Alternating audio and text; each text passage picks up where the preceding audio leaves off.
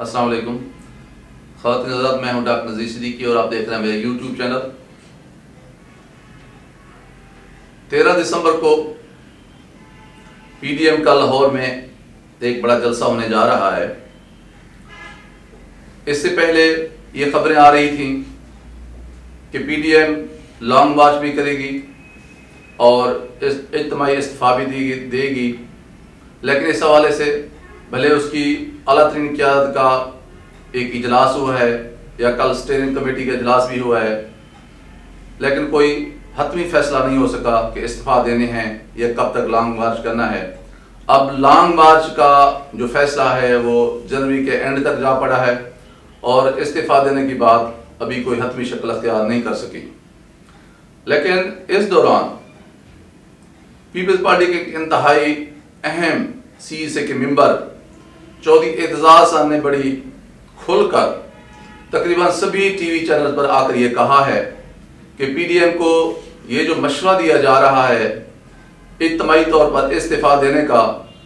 पता नहीं ये कौन लोग मशवरा दे रहे हैं और ये गलत मशवरा दे रहे हैं। इससे पीडीएम को बहुत बड़ा नुकसान होगा और इससे इमरान खान को सबसे ज़्यादा फ़ायदा होगा, बल्कि वो ज़्यादा मेजॉरिटी के साथ सेनेट की जो है ना वो सेनेट में आ जाएगा और पीटीआई को ज़्यादा अक्सर मिल जाएगी और अपोजिशन के हाथ कुछ भी नहीं आएगा।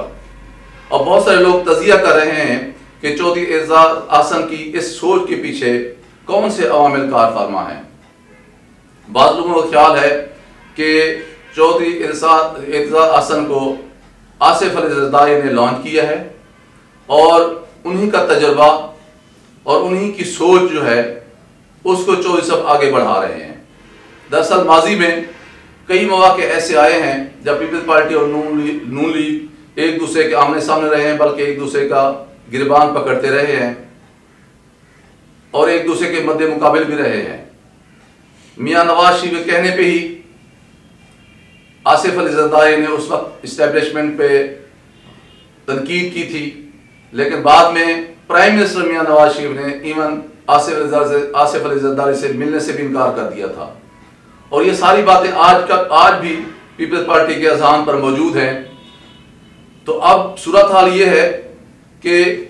मौलाना साहब तो वैसे ही चाहते हैं कि किसी न किसी तरह ये सारा सिस्टम जो है धड़ाम से गिर जाए, क्योंकि उनकी नुमाइंदगी न होने के बराबर है। और मियां नवाज शरीफ साहब की खुद और उनकी पार्टी जिस तरह एहतसाब का अमल तेज हो रहा है, एहतसाब अदालतों की तादाद बढ़ रही है और तेजी से मुकदमा निपटाए जा रहे हैं, तो बहुत ही जल्द PMLN के बहुत सारे लोग जो हैं वो नाअहल होने जा रहे हैं और इसमें कोई भाम नहीं है।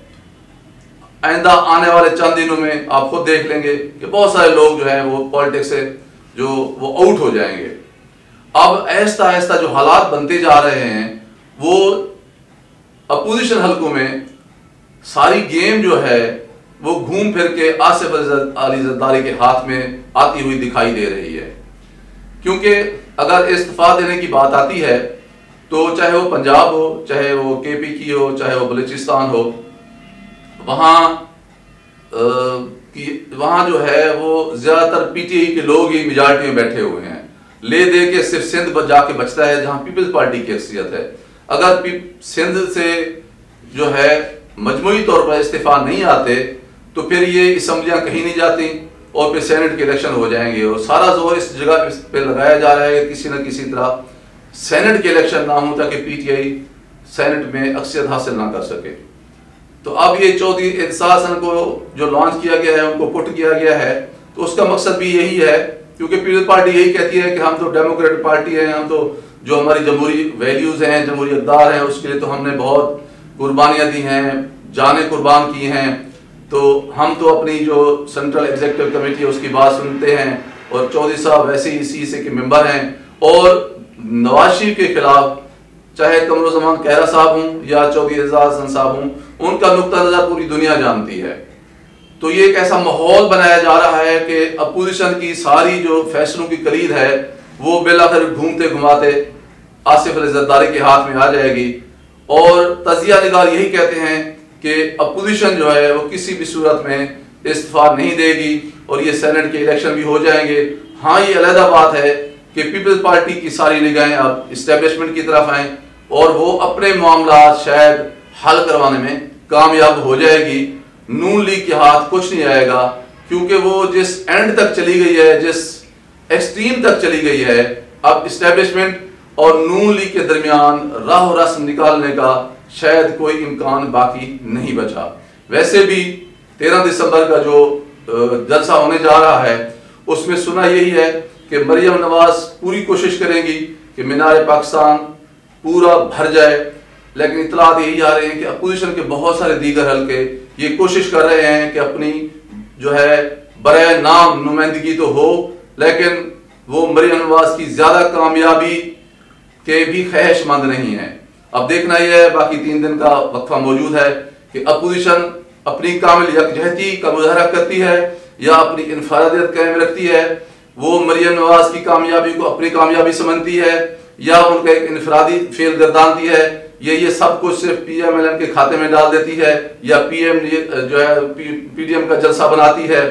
अब हुकूमत ने भी पूरी इस सारे मामले पे निगाह रखी हुई है और इस्टेब्लिशमेंट भी अपनी अपनी जगह पर देख भी रही है और मामला को मैनेज भी कर रही है। तो अगले आने वाले 2-3 जो दिन हैं वो बहुत अहम है और वो मुस्तकबिल की जो पाकिस्तान की सियासत है उसका रुख मुतय्यन करने जा रहे हैं, जिसका हम सब लोगों को शिद्दत से इंतजार है। ख़वातीन हज़रात, आपसे गुजारिश है कि मेरे YouTube चैनल नज़ीर सिद्दीकी को सब्सक्राइब फरमाएं, इस वीडियो को ज़्यादा शेयर करें और बेल आइकॉन को ज़रूर दबाएं ताकि मेरी तमाम वीडियोस आप दोस्तों की खिदमत में पहुँचते रहें। अपना ख्याल रखिए, अपने अजीज़ व अक़ारिब का ख्याल रखिए, अड़ोस पड़ोस का ख्याल रखिए और सबसे ज़्यादा मेरे इस प्यारे पाकिस्तान का ख्याल रखिए जो अंदरूनी और बैरूनी दोनों महाजों पर आजकल शदीद मुश्किलात का सामना कर रहा है। बहुत शुक्रिया। अस्सलाम वालेकुम।